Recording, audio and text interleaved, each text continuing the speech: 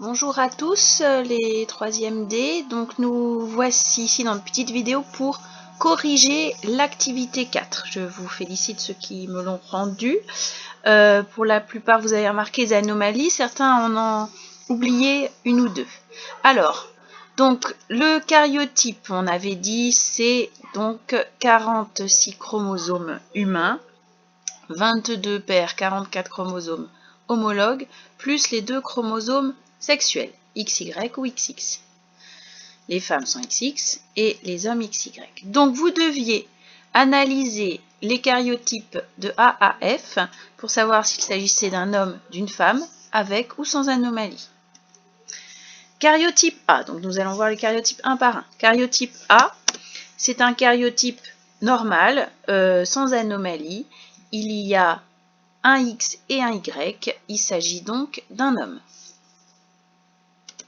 Karyotype B, là aussi, aucune anomalie.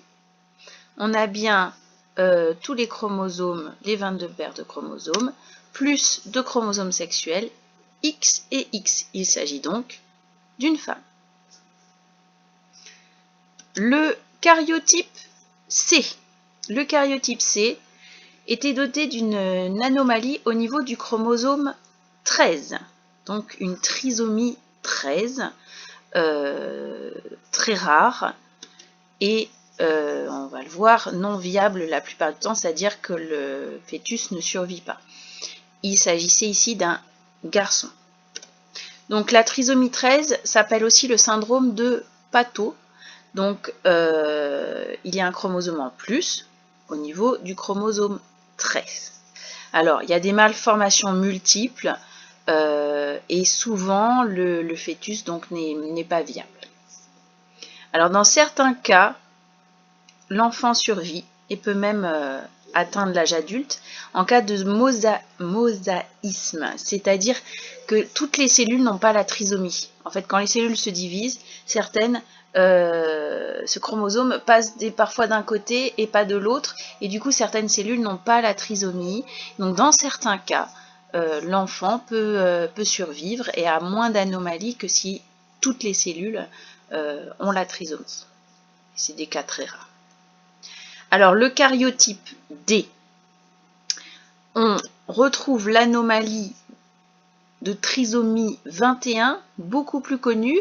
Pourquoi? Parce que c'est la seule trisomie qui est viable, c'est-à-dire que l'enfant trisomique survit et atteint l'âge adulte.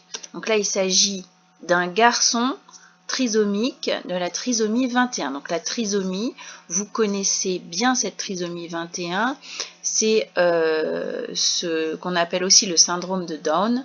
Donc c'est une anomalie chromosomique viable avec des traits très notables, un déficit du développement cognitif et puis une forme de visage très caractéristique. Donc c'est ce qu'on appelait avant le mongolisme, mais on considère bien sûr que ce terme est péjoratif et donc on ne l'utilise plus.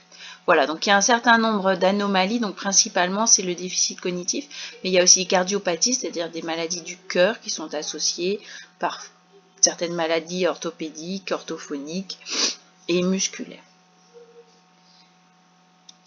Ensuite, le karyotype E.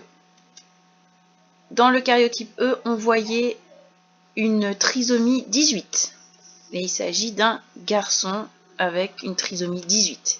Alors la trisomie 18 s'appelle le syndrome d'Edwards et elle est très rare parce que comme la trisomie 13, la plupart du temps, le fœtus ne survit pas. Puisque les anomalies que cela va provoquer sont trop importantes. Et enfin, le karyotype F, qui est XXY, donc 2 X et 1 Y, donc un chromosome X en plus par rapport à un garçon. Ça s'appelle le syndrome de Klinefelter. Donc ici, il s'agit d'un syndrome qui va provoquer des anomalies au niveau des organes sexuels. Donc l'individu, la plupart du temps, est de sexe masculin à la naissance.